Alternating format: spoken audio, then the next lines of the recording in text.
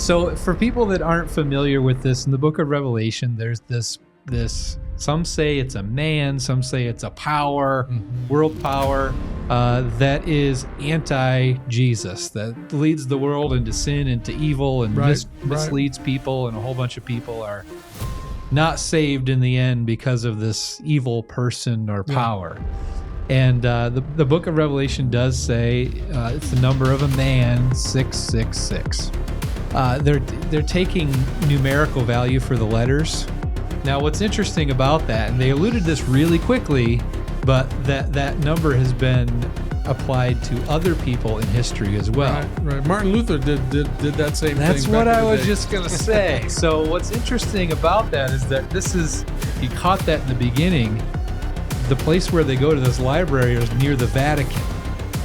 All right, so that same process was applied to the title of the Pope, Vicarius Filii Dei. Yeah. And if you take the Roman numerals that correspond to the letters in that name, it adds up to 666. So she's there saying it's not us.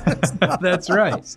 So the interesting part about that is that the idea that Nero was the Antichrist was not something that was believed until the Counter-Reformation. Right. So Martin Luther, Wesley, Knox, Calvin, all of the reformers were looking at Bible prophecy and identifying the papacy as the seat of Antichrist.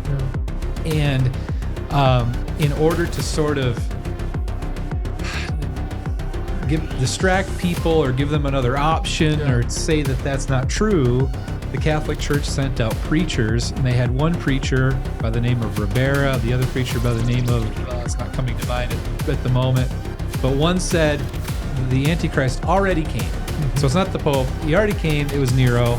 Another one said, no, the Antichrist comes way at the end, which is what a lot of people believe now, that the Antichrist comes way at the end. Right. So to say that it's Nero based on this math, it's kind of silly. Right. Because that math can be used to the Pope himself, to presidents, like you said, many other people. Yeah.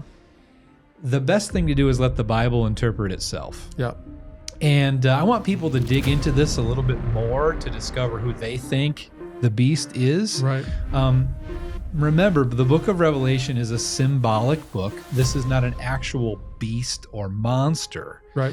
But the Bible does refer to beasts or animals as kingdoms. So I tend to believe it's a world power.